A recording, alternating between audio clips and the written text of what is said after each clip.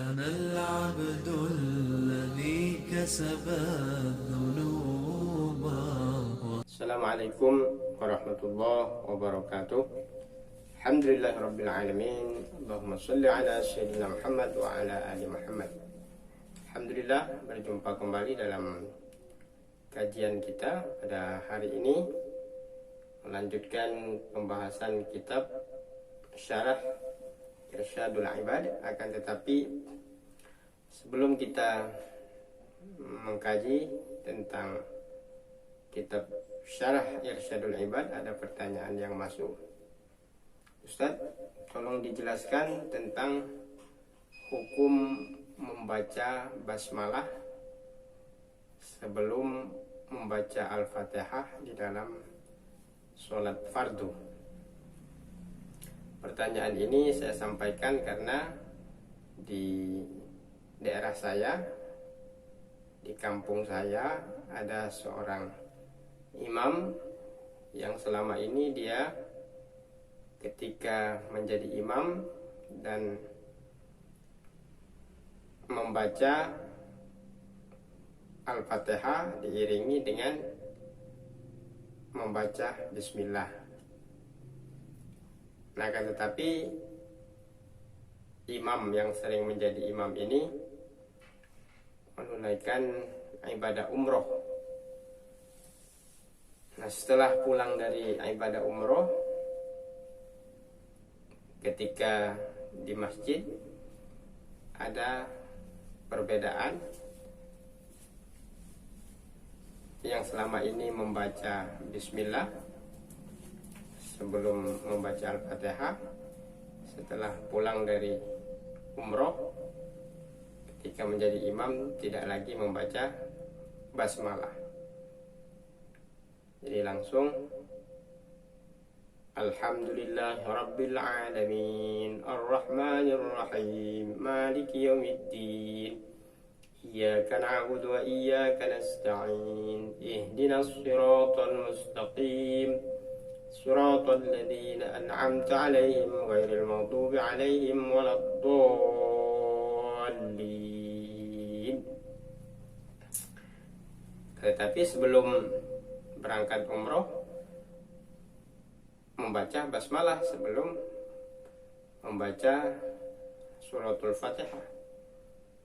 Bismillahirrahmanirrahim. Alhamdulillahi rabbil alamin. Ar-Rahmanir Rahim.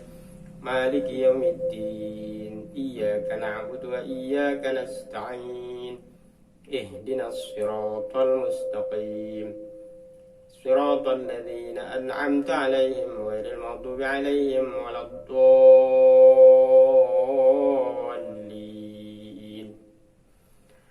Nah, sehingga permasalahan ini menjadikan makmum jamaah menjadi terpecah dua. Ada yang memisahkan diri dari imam dengan alasan imam sudah tidak lagi membaca basmalah setelah pulang dari umroh, malah sampai membuat masjid yang baru. Nah, jadi mohon penjelasan dari Ustadz bagaimana hukum yang sebenarnya dan diambil dari kitab apa sehingga bisa dijelaskan kepada masyarakat, tidak menimbulkan permasalahan lagi. Baik, terima kasih atas pertanyaan. Untuk menjawab tersebut, permasalahan tersebut ini dijelaskan di dalam kitab namanya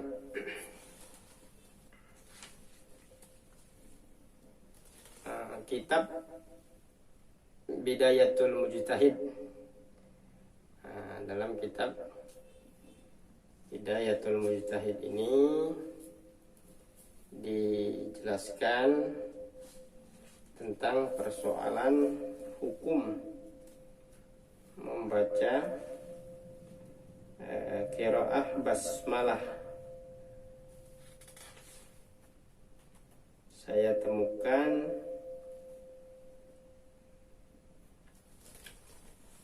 pada halaman 106. Di sini dijelaskan al-mas'alah ar-rabi'ah, ikhtalafu fi qiraati bismillahirrahmanirrahim fi iftitahi qira'i bis shalah. Nah, jadi masalah ke ar-rabi' yang keempat, ikhtalafu, perbedaan fi qiraati bismillahirrahmanirrahim, dalam membaca bismillahirrahmanirrahim fi iftitahil qiraah bis shalah, ketika membaca suratul Fatihah di dalam sholat. Nah, jadi rujukannya nanti silakan dibuka kitab Bidayatul Mujtahid halaman 106. Nah, di sini jelaskan al-mas'alatur rabi'ah, pada permasalahan yang keempat, ikhtalafu fi qiraati bismillahirrahmanirrahim, perbedaan di dalam membaca bismillahirrahmanirrahim fi iftitahil qiraah bis shalah, di dalam membaca bismillahirrahmanirrahim dalam iftitahil qiraah bis shalah, di dalam membaca suratul Fatihah di dalam sholat. Yang pertama, mana adzalika malikun. Nah, jadi di sini jelaskan mana'a, maka Imam Malik, mana'a itu artinya menolak. Nah, artinya mazhab Imam Malik itu tidak membaca basmalah. Mana'a dzalika malikun fi sholatil maktubah jahran kanat aw sirran. Jadi Imam Malik itu tidak membaca bismillah ketika membaca suratul Fatihah di dalam sholatul maktubah, sholat yang wajib. Jadi mazhab Imam Malik langsung di takbiratul ihram, Allahu Akbar, doa iftitah, ketika Fatihah langsung alhamdulillahi rabbil alamin arrahmanir rahim maliki yaumiddin iyyaka na'budu wa iyyaka nasta'in ihdinas siratal mustaqim siratal ladzina an'amta 'alaihim ghairil maghdubi 'alaihim waladdallin.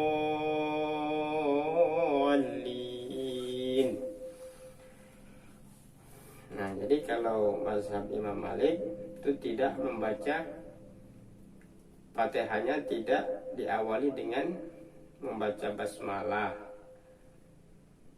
jahron, baik secara keras au sirran, maupun secara pelan-pelan.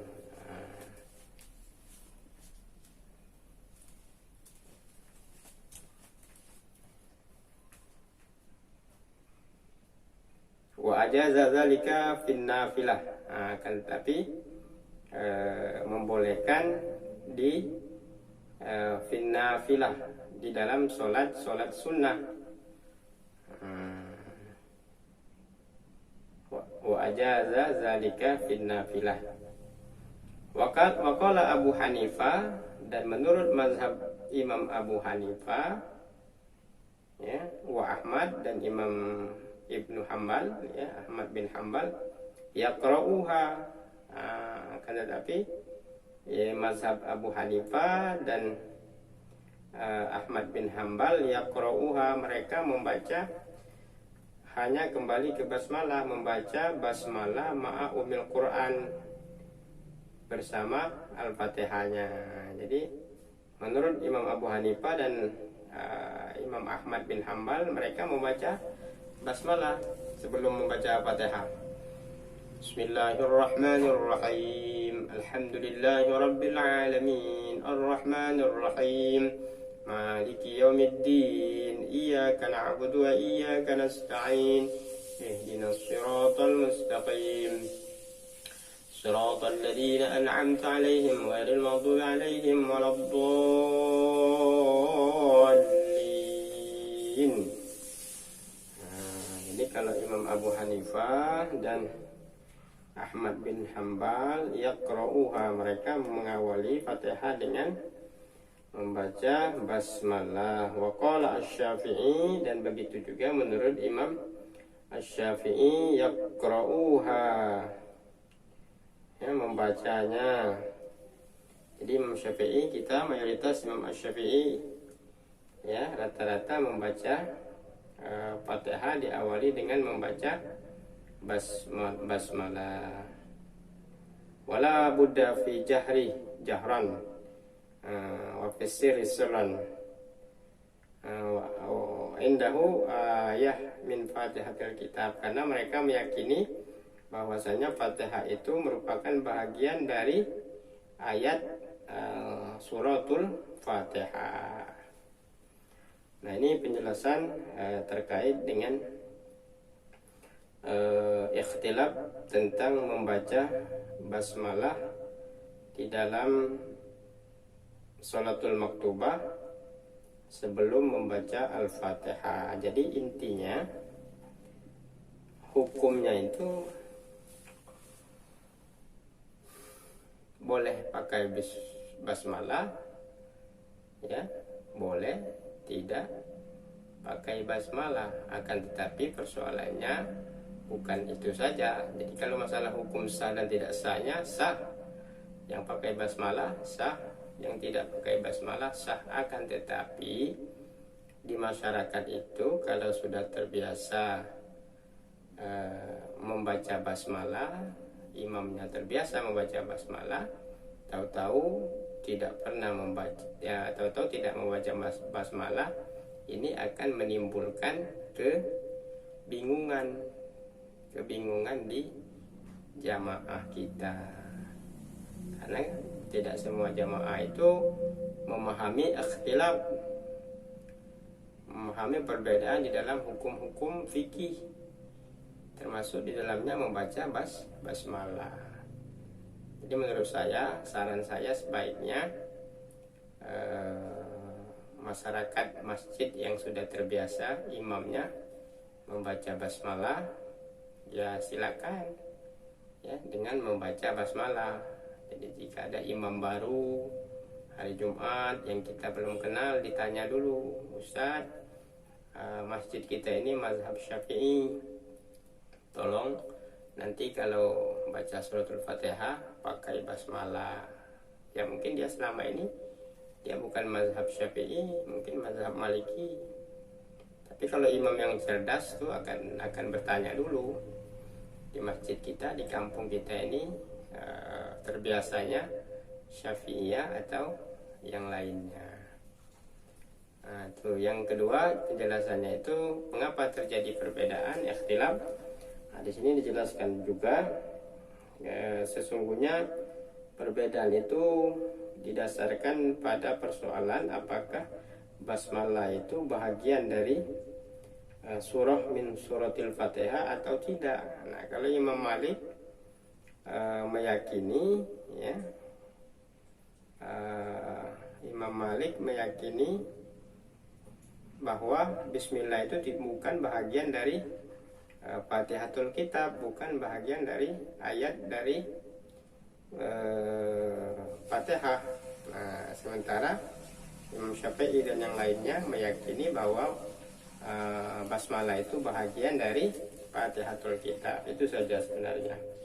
Mudah-mudahan dari penjelasan ini akan tercerahkan, tidak akan lagi ada permasalahan yang muncul di masyarakat kita. Baik, selanjutnya kita akan melanjutkan kajian kita tentang saum tatawwu, saum yang disunahkan, yang dianjurkan oleh Rasulullah SAW. Wa Baihaqi anil Fadili dari Baihaqi dari Fatil, man hafazah, barang siapa yang menjaga, lisanihi wa sam'ihi, lisannya, telinganya, wa basarihi, dan matanya, yaumu arafah, pada hari arafah, ghufira lahu min arafah ila arafah, maka Allah akan mengampuni dosanya dari arafah ke arafah. Wa akhraja Ibnu Abi Syaibah an Abi Hurairah, dari Abi Syaibah dari Abi Hurairah, sumu, berpuasalah, yaumu Asyura. Ini hari Asyura, puasa Asyura. Huwa yaumu kanatil anbiya'i yasumunahu fasumuhu. Karena para nabi-nabi berpuasa di hari Asyura. Yasumunahu, maka berpuasalah. Mereka berpuasa, fasumunahu, maka berpuasalah pada hari Asyura. Wa Muslim an Abi Qatadah, dari Muslim dari Abi Qatadah, suila Rasulullah SAW, ditanya Rasulullah SAW an siyami yaumu Asyura, tentang keutamaan puasa hari Asyura. Faqala, menjawab Rasulullah SAW, yakfirus sanatil madiyah, maka akan menghapuskan dosa-dosa kita yang telah lalu.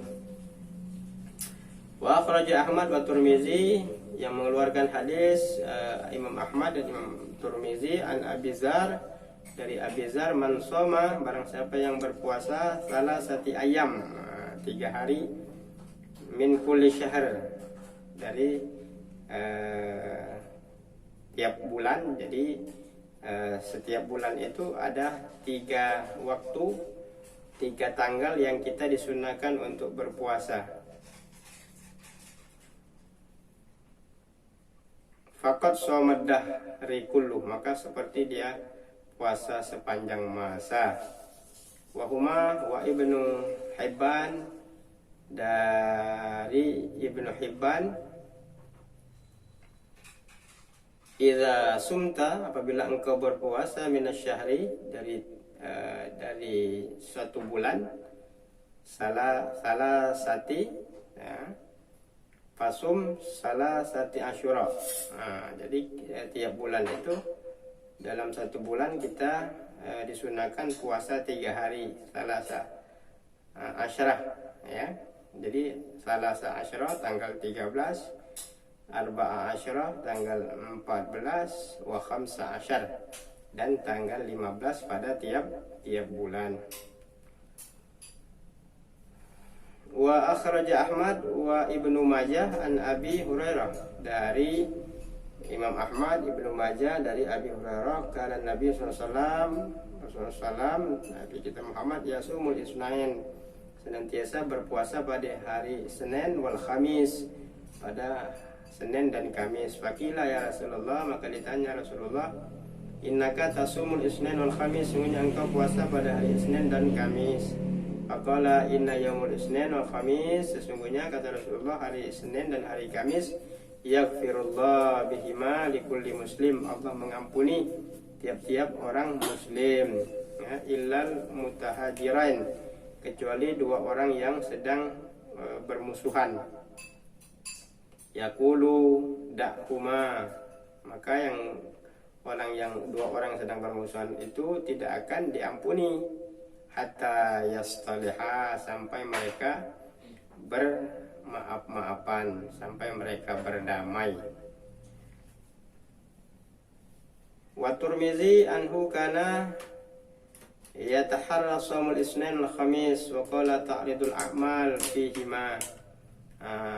Alasan kedua, puasa Senin Kamis itu ta'ridul a'mal, amal-amal kita itu dibawa ke Allah pada hari Senin dan Kamis. Fahabba an ta'ridul a'mal, maka Rasulullah sangat mencintai dibawa amalnya pada hari Senin dan Kamis itu, wa ana shaim, dalam keadaan sedang berpuasa. Mudah-mudahan kita dapat mengamalkan puasa-puasa sunat ini, puasa Asyura, puasa Arafah, dan termasuk puasa Senin dan Kamis yang sesungguhnya ini juga sudah menjadi kebiasaan kita. Mudah-mudahan Allah SWT senantiasa membimbing kita, melunakkan hati kita untuk senantiasa melaksanakan apa yang diperintahkan oleh Allah, menjauhi apa yang dilarang oleh Allah, dan ittiba'ur rasul, melaksanakan sunnah-sunnah yang telah diajarkan oleh Rasulullah SAW. Man ahya sunnati, kata Rasulullah, barang siapa yang menghidupkan sunnah-sunnahku, faqad ma'i fil jannah, maka sungguh nanti akan bersama Rasulullah SAW di jannah, dalam surganya Allah. Demikian, walafu minkum, billahi nasta'in, wassalamualaikum warahmatullahi wabarakatuh.